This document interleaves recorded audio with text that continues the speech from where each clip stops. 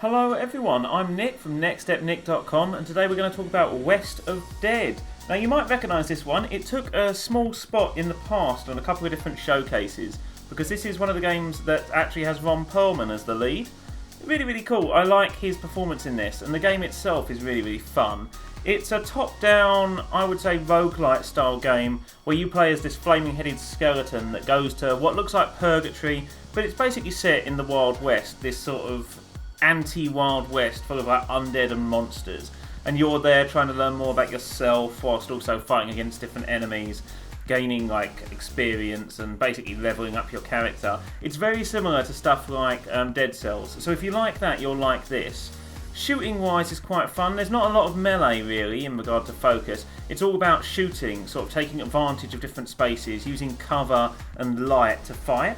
And there's this really nice stylised art style as well that really suits the gameplay. It's quite fast paced, it's quite fun, and the soundtrack is brilliant.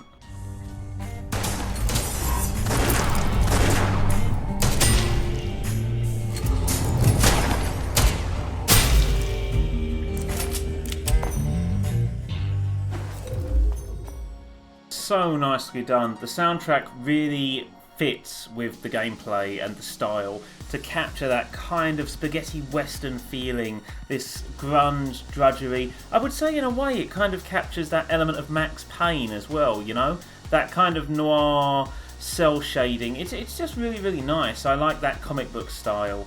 It's really fun to play as well. Gameplay is really responsive, very fast paced. You have to really take advantage of cover. So you're hiding behind different things and shooting over them. You've got different weapons that have different ranges as well, so you can kind of bridge the gap between enemies, or you can utilise different things to fight. Lighting plays a big impact in this as well, so you know, turning on, for example, a lantern will blind enemies that are in range. This is a boss fight here, so you can see the way that it encourages you to move between different covers. Those covers will eventually get destroyed, but it's about sort of finding those openings and just moving really fast.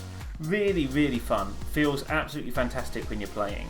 Likewise, as the game goes on, it gets more and more difficult and it starts to bottleneck you in different situations. So you start to feel like sometimes you have to really get in close, but that's not always comfortable.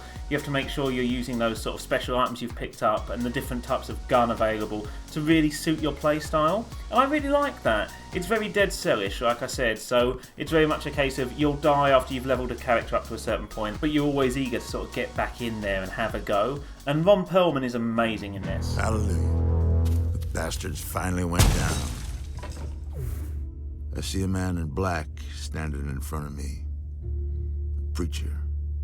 3 nooses fall from a cold, empty sky. One of my deputies swings from each one. So nice. He really plays this dark, brooding character, and it fits with that Max Payne thing I was saying. I think that's what I like about it, is that it's very noir. It's a little bit cheesy, but it's in a really nice, good way. There's a lot of stuff to unlock as well, so as you go through you get different types of currency. There's your sin, which unlocks items that can then be used in future playthroughs, and then you've got your basic money as well that you can use to unlock things. As the game goes on as well, you start to learn more about your backstory and where you come from, and that's really nice. And as it goes forwards as well, if you die after, for example, you've beaten the first boss, it will still reload you in Act 2. So as it gets more difficult, it doesn't feel unbearable. But yeah, it's on Game Pass right now, on the Xbox Game Pass. Definitely check it out. Really fun. Would highly recommend. Anyway, thank you very much for tuning in, everyone.